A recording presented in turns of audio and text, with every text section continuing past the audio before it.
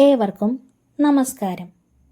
ഇന്ന് നമ്മൾ ദർശനം നടത്തുന്നത് കോട്ടയം ജില്ലയിൽ കോട്ടയം പട്ടണത്തിന് തെക്ക് കിഴക്ക് ഭാഗത്തായി മൂലവട്ടം കരയിൽ ആശ്രിതർക്ക് അനുഗ്രഹം ചൊരിഞ്ഞു കുടികൊള്ളുന്ന ശക്തി സ്വരൂപിണിയായ ദേവി കുറ്റിക്കാട്ടമ്മയുടെ ക്ഷേത്രമാണ്.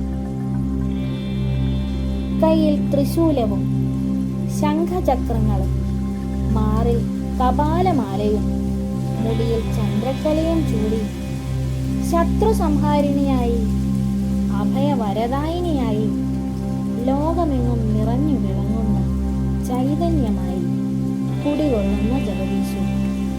അതാണ് കുറ്റിക്കാട്ട് ദേവീക്ഷേത്രത്തിൽ വാഴുന്ന ശ്രീഭദ്രകാളി.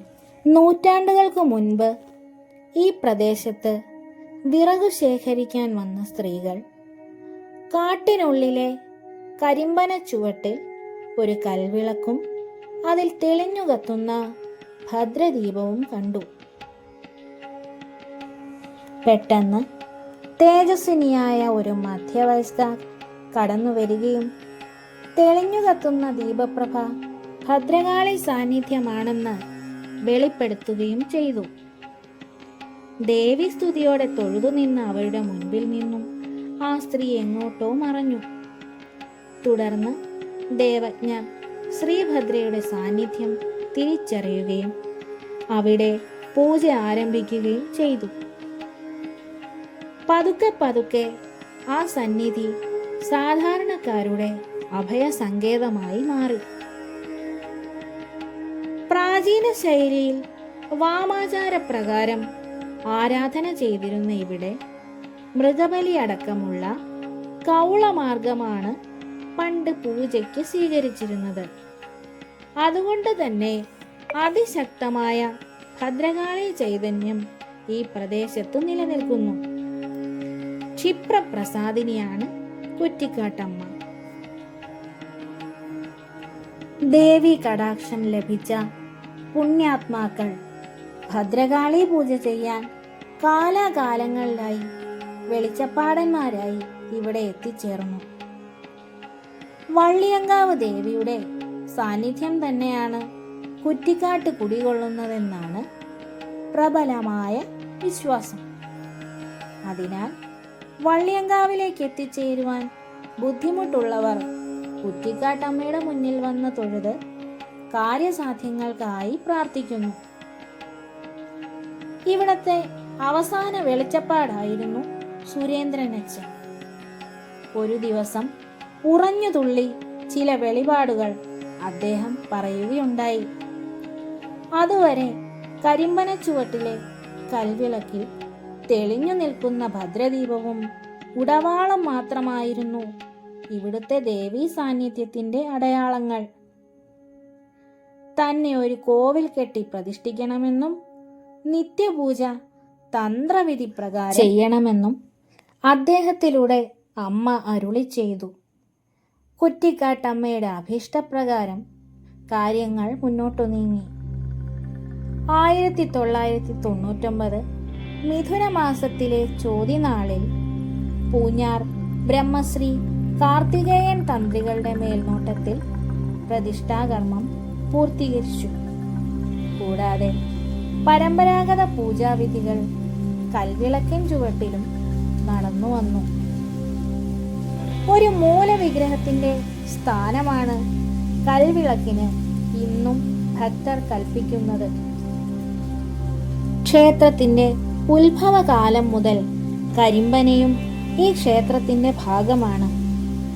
വള്ളിയാങ്കാവിലെ വനദുർഗ കരിമ്പന ചുവട്ടിലെ കൽവിളക്കിലാണ് ഭദ്രദീപമായി തെളിഞ്ഞതെന്നാണ് വിശ്വാസം. മാനസിക വെല്ലുവിളി നേരിടുന്നവരെ കരിമ്പന ചുവട്ടിൽ കൊണ്ടുവന്ന് മുടികുത്തി അവരുടെ ഉന്മാദഭാവത്തെ പാടെ മാറ്റി ശാന്ത ജീവിതത്തിലേക്ക് മടക്കിവിടുന്നു.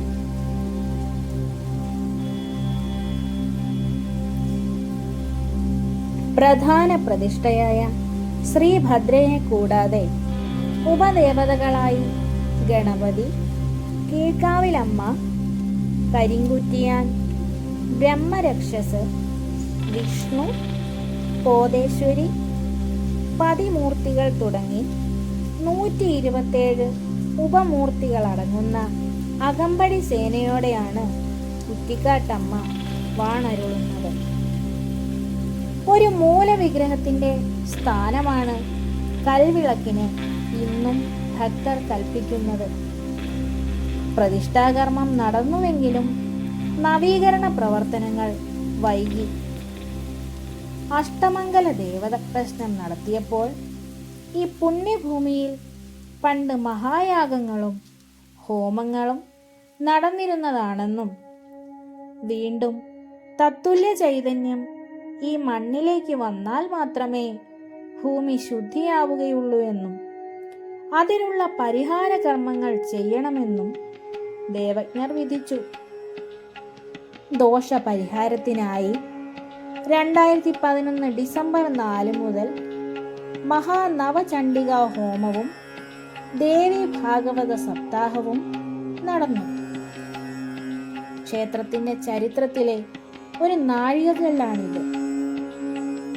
കൊല്ലൂർ മൂകാംബിക ക്ഷേത്രത്തിന്റെ തന്ത്രിവര്യനായ ബ്രഹ്മശ്രീ മഞ്ജുനാഥ അടികയുടെ നേതൃത്വത്തിലാണ് ചണ്ഡികാ ഹോമം നടന്നത്. ക്ഷേത്രത്തിന്റെ തന്ത്രം മൂകാംബിക ക്ഷേത്രത്തിന്റെ തന്ത്രി കുടുംബത്തിനാണിപ്പോൾ. ബ്രഹ്മശ്രീ നിത്യാനന്ദ അടികയാണ് ഇപ്പോഴത്തെ തന്ത്രി.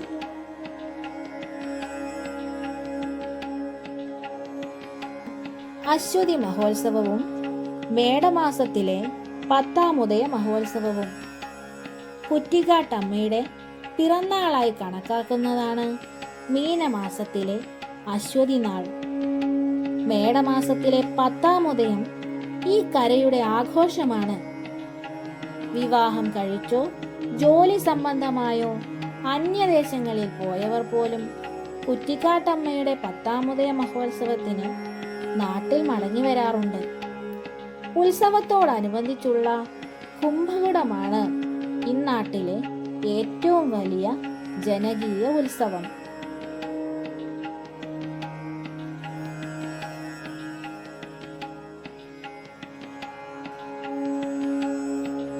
എല്ലാ ചൊവ്വാഴ്ചയും രാവിലെ 10-ന് കാര്യസിദ്ധി പൂജയും എല്ലാ വെള്ളിയാഴ്ചകളിലും രാവിലെ 7 മുതൽ 12 വരെ മുട്ടിറക്കൽ വഴിപാടുമുണ്ട്. ക്ഷേത്രത്തിൽ എല്ലാ ചൊവ്വ വെള്ളി ദിവസങ്ങളിലും രാത്രി 8:30-ക്ക് കുരുതി എന്ന വഴിപാട് നടത്താറുണ്ട്.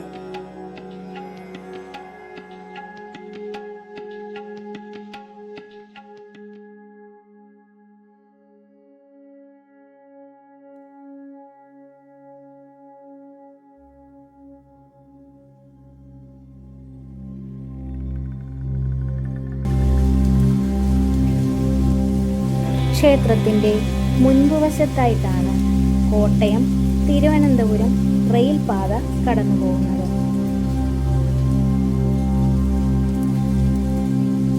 സർവൈശ്വര്യപ്രദായിനിയായ കുറ്റിക്കാട്ടമ്മ എല്ലാവരെയും അനുഗ്രഹിക്കട്ടെ എന്ന് പ്രാർത്ഥിച്ചുകൊണ്ട് നിർത്തട്ടെ.